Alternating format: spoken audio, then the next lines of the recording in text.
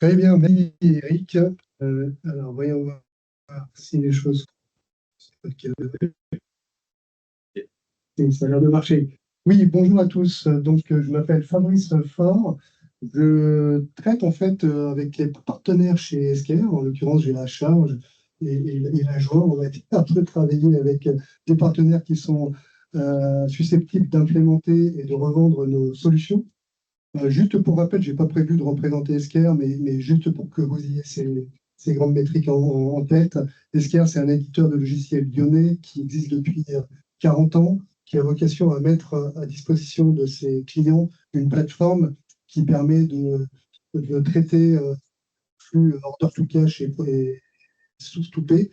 Voilà, c'est une entreprise qui compte aujourd'hui plus de 1000 collaborateurs implantés sur 14 structures à travers le monde, donc sur l'ensemble des continents. Donc on a une vocation internationale et on traite avec des clients qui sont des grosses PME, des ETI et puis des grands groupes. Donc voilà, tout type de clients. Alors aujourd'hui, ce que je vais faire, en l'occurrence, c'est de vous présenter, enfin, je vais vous donner une big picture en fait de la CSRD, parce que c'est un sujet. On a parlé tout à l'heure de l'obligation de la dématérialisation des factures avec Eric. Bien sûr, c'est le sujet sur lequel les entreprises sont focusées, mais aujourd'hui, on en a un nouveau qui n'est pas peut-être de la même ampleur, qui n'a pas la même notoriété, mais qui a un vrai impact aussi au niveau des entreprises. C'est donc la CSRD. Donc, pour que vous ayez en tête ce qu'est la CSRD, c'est une directive qui a été émise par la Commission européenne en 2022, je crois, et qui a vocation à faire en sorte que les entreprises s'inscrivent dans ce qu'on appelle le développement durable. Donc, elles s'inscrivent dans le développement durable et qu'elles soient en mesure d'apporter également des éléments d'information, des KPI, de manière à être sûr qu'elles soient en conformité, qu'elles soient en progression, etc. Donc c'est ça l'idée, c'est bien du développement durable et c'est pas simplement lié, et on le verra, au domaine de l'environnement, parce que c'est souvent le cas, on fait souvent le rapprochement entre l'environnement et le développement durable, mais c'est pas que ça, en l'occurrence, c'est un des piliers. Alors là, je ne suis pas dans le bon sens, mais j'y vais. Donc oui, au niveau des grandes étapes, en l'occurrence, de cette CRCD, on a l'Union européenne, comme je vous l'ai précisé, qui a donc mis en place cette directive en 2022 et qui oblige les entreprises, en tout cas certaines d'entre elles, les premières d'entre elles, à, à s'inscrire dans ces obligations à partir de 2025. On verra ensuite quel est le timing avec un peu plus de précision. Dans son esprit, à la communauté européenne, c'est de dire, bah voilà, on souhaite faire en sorte qu'on ait une réduction de l'empreinte carbone de plus de 50% à horizon 2030 et à 2050, qu'on soit dans la neutralité climatique. La neutralité climatique, c'est pas le fait de plus émettre de carbone, évidemment, c'est plutôt de mettre en place des mesures environnementales qui puissent compenser ces émissions de carbone. Voilà, c'est ça le principe.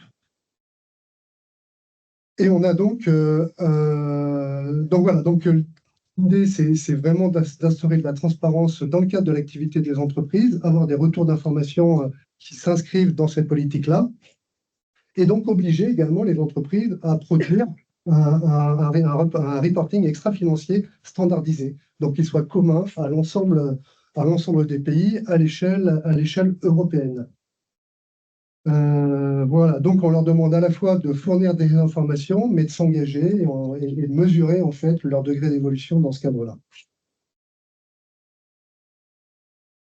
Alors, qui est impacté et qui va l'être en l'occurrence? Je vais tout de suite vous passer les trois différentes typologies d'entreprises. Alors, comme on l'a précisé, c'est effectivement à l'échelle européenne.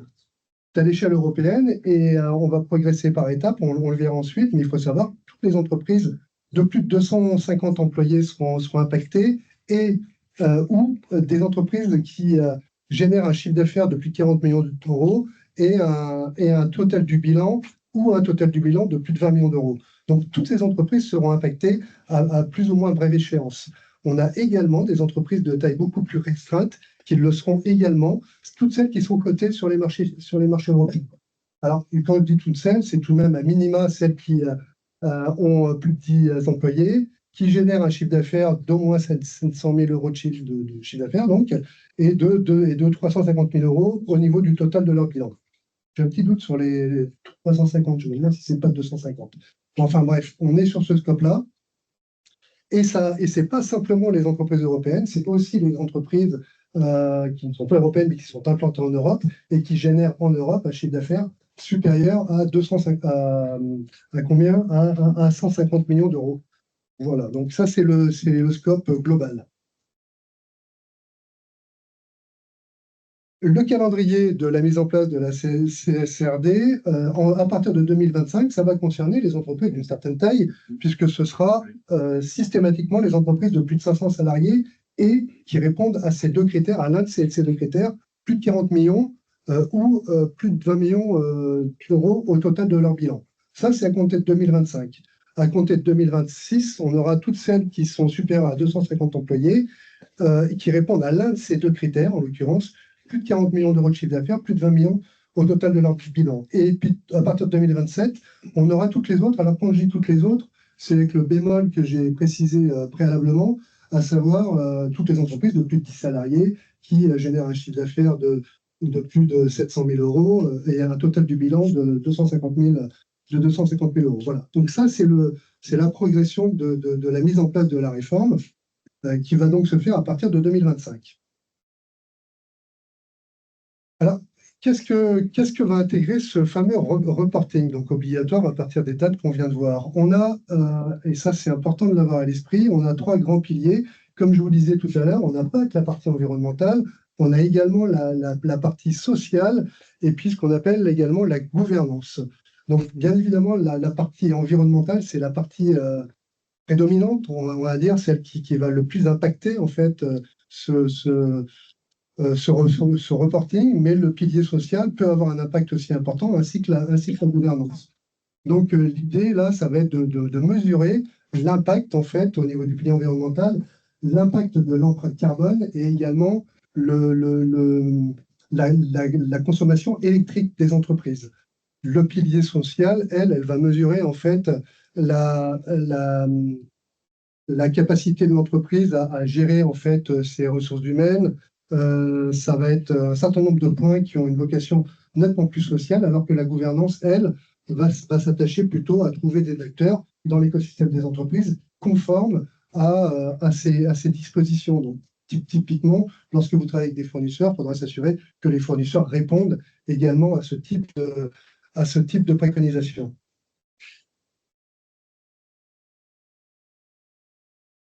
Alors, les prochaines étapes, bien sûr, pour chacune de ces entreprises qui sont concernées par ces points, ça va être bien évidemment, même si ça tombe sous l'évidence, ça va être de comprendre la CSRD.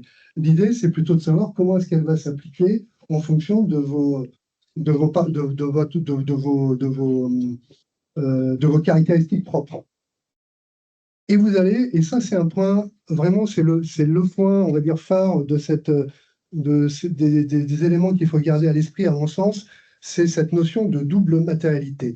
Il va falloir être en capacité d'organiser, en fait, de vous préparer afin de savoir de quelle manière les différents piliers qu'on vient de voir vont impacter votre entreprise, de manière à savoir sur quel pilier vous allez travailler en priorité. Alors concrètement, ça veut dire qu'on l'entreprise va devoir se poser la question de savoir comment l'environnement, comment la partie sociétale, etc., va impacter l'entreprise d'une façon globale. Elle va également voir d'un point de vue impact au niveau de l'impact qui émane en fait de l'entreprise vis-à-vis de ces grands piliers au niveau de l'environnement, etc. Quels sont les points qui ont le plus d'importance? Enfin, pour être plus précis par rapport à ça et pour que ce soit plus clair, on peut prendre un exemple comme une ESN, par exemple, qui, elle, a vocation à mettre à disposition des ressources auprès de ses clients. On peut penser que cette entreprise, elle sera plus vraisemblablement sensibilisée sur l'aspect social que sur les autres aspects. Même si il faut prendre les choses avec des pincettes, puisque la prédominance peut être faite au niveau social, avec une incidence aussi au niveau environnemental, voire au niveau de la gouvernance. Mais charge ensuite à l'entreprise de partir du principe qu'effectivement, elle, ce qui l'impacte le plus, c'est la partie sociale. Donc, elle va mettre en place des KPI en priorité sur cet aspect-là. Si on prend l'exemple d'une entreprise comme Total, bien évidemment, au niveau de son activité, on peut penser que le pilier principal sera le pilier environnemental, évidemment. Donc l'idée, c'est ça, c'est de faire un travail de manière à savoir quels sont les piliers qui vous concernent plus particulièrement et sur lesquels vous souhaitez travailler. Euh, Oui, il me reste 5 minutes, je vais faire super vite. Oui, ouais, c'est vrai qu'à chaque fois, je suis beaucoup trop long.